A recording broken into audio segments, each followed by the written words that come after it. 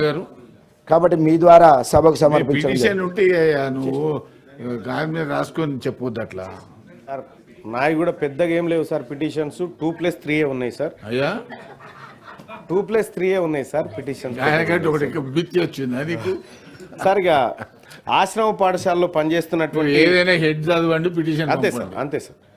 ఆశ్రమ పాఠశాలలో పనిచేస్తున్నటువంటి 339 మంది అవుట్ సోర్సింగ్ అకాడమిక్ ఇన్స్ట్రక్టర్లను కాంట్రాక్ట్ రెసిడెన్షియల్ టీచర్లుగా గుర్తించి ఆ సిఆర్టీల హానరోరియం ఇవ్వాలని చెప్పి వాళ్ళు రిక్వెస్ట్ చేసినారు సార్.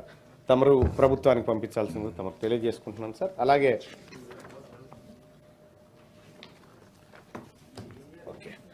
ఇక యూనివర్సిటీల్లో పనిచేస్తున్నటువంటి పార్ట్ టైం లెక్చరర్లను అసిస్టెంట్ ప్రొఫెసర్లుగా గుర్తించడం గురించి వాళ్ళు నాకు ఒక పిటిషన్ ఇవ్వడం జరిగింది సార్. అది అదేవిధంగా వారికి కూడా అకాడమిక్ ఇయర్కు మాత్రమే కాకుండా 12 నెలలు శాలరీ ఇవ్వాలని వాళ్ళు రిక్వెస్ట్ చేస్తూ ఉన్నారు సార్. ఆ పిటిషన్ తమరికి పంపిస్తూ ఉన్నాను సార్. ఇక వైద్య ఆరోగ్య కుటుంబ సంక్షేమ శాఖలో ఏళ్ల తరబడి పనిచేస్తున్నటువంటి అవుట్సోర్సింగ్ ఉద్యోగులు వాళ్ళు దీర్ఘకాలిక డిమాండ్లను ప్రభుత్వం దృష్టికి తీసుకెళ్లాలని చెప్పి కోరుతూ పిటిషన్ ఇవ్వడం జరిగింది సార్. అందులో ఒక్క డిమాండ్ చెప్తాను సార్. అవుట్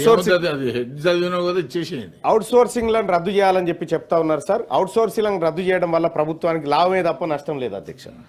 అలాగే ఇక ఇది మీరు ఎందుకంటే నా సొంత గ్రామానికి సంబంధించింది సార్. తుర్కపల్లి మండలం మాదాపురం సార్, యాదాద్రి భువనగిరి జిల్లాలో ఉంటుంది సార్. మండల కేంద్రానికి కావాల్సినటువంటి అన్ని అర్హతలు ఆ గ్రామానికి ఉన్నాయి సార్. గత కొంతకాలం నుంచి ఆ డిమాండ్ ఉంది. అలాగే ఆలేరు నియోజకవర్గంలో అటు రాఘవాపురం కానీ ఇటు మాదాపురం కానీ 2 మండల కేంద్రాలు కావడానికి అవకాశం ఉంది సార్. మీ నియోజకవర్గంలో 8 మండలాలు ఉన్నాయి. ఇంకొక 2 చేసుకుందాం సార్, 10 అవుతాయి సార్. ఎందుకంటే మాదాపురం గ్రామంలో మండలం చేస్తే మేమంతా అందులో పార్ట్ అవుతామని చెప్పి దాదాపు 15 గ్రామాల సర్పంచులు లెటర్లు ఇచ్చినారు సార్. దీనికోసం దయచేసి రాష్ట్ర ప్రభుత్వం తుర్కపల్లి మండలంలోని మాదాపురాన్ని మేజర్ గ్రామ పంచాయతీని మండల కేంద్రంగా చేయాలని చెప్పి గ్రామస్తులంతా పిటిషన్ ఇవ్వడం జరిగింది సార్. అయిపోయినాయి కదా.